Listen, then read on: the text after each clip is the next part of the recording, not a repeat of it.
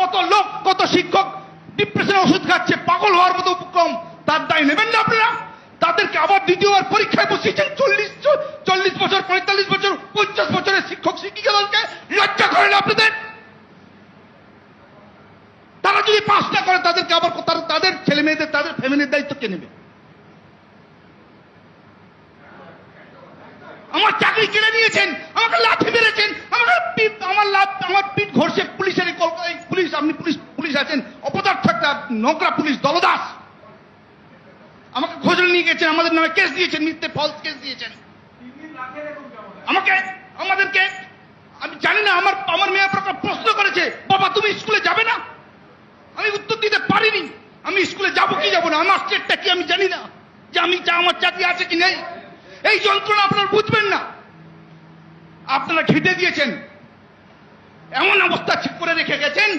নতুন যে সরকার এসছে তার কাছে যে আমরা কোনো সুরাহা চাইবো, সেই প্রস্তাব আমরা বুঝতে পারছি না যে আপনাদের কাছে আমরা কি চাই। অযোগ্যদের বাঁচানোর জন্য যোগ্যদের বলি দিয়েছেন আপনারা। আপনাদের মুখ্যমন্ত্রী নেতাজি ধরে বলেছে এবিসিডি প্ল্যান, কোথায় গেল সেই এবিসিডি প্ল্যান? আপনারা কোনো কথা বলবেন না, আপনারা কোনো কথা বলবেন না। আমি অল্প বয়সে আমার বাবাকে হারিয়েছি। আমার মতো হাজার হাজার ছেলেরা সংগ্রাম করে, লড়াই করে গ্রাম বাংলার বিভিন্ন প্রান্ত থেকে উঠে এসছে, শুধু শিক্ষকের মতো পেশাকে বেছে নিয়ে অন্যান্য পিএইচডি করেছে, কেমিস্ট্রিতে, ফিজিক্সে, ম্যাথমেটিক্সে। তারা অন্যায় করেছে, এই পেশাটাকে বেছে নিয়ে বড় বড় ডায়লগ দিচ্ছেন মঞ্চে কোথায়। আপনাদের কোনো অসুবিধা হয় না। আমার পরিবারের দায়িত্ব কে নেবে? আমাদের এই 19,000 যোগ্যদের দায়িত্ব কে নেবে? বলবো আমি, আমাকে বলতে দিতে হবে। আপনারা বলছেন কিছু করেননি। আপনাদের দুষ্কর্মের জন্য প্রশান্ত স্যার, সুবল স্যার, তারা পৃথিবীতে নেই। কেন? মারা গেছে।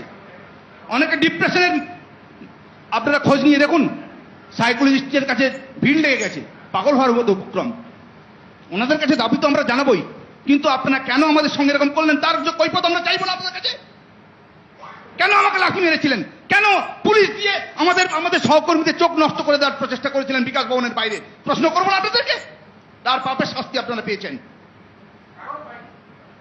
সবচেয়ে বড় ক্ষতি আপনারা কি করেছেন জানেন?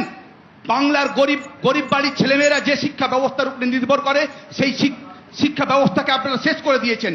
আপনারা বই দেওয়ার ব্যবস্থা করেছেন, জুতো দেওয়ার ব্যবস্থা করেছেন, সাইকেল দেওয়ার ব্যবস্থা করেছেন, কিন্তু শিক্ষক দেওয়ার ব্যবস্থা করেননি। এবং কি করেছেন? পয়সার বিনিময়ে অযোগ্যদেরকে স্কুলে পাঠানোর ব্যবস্থা করেছেন আপনারা। কোনো ছাড় হবে না আপনাদের, কোনো ছাড় হবে না আপনাদের। যে কষ্টটা আমরা প্রতি রাতে কাটছি, আমি জানি না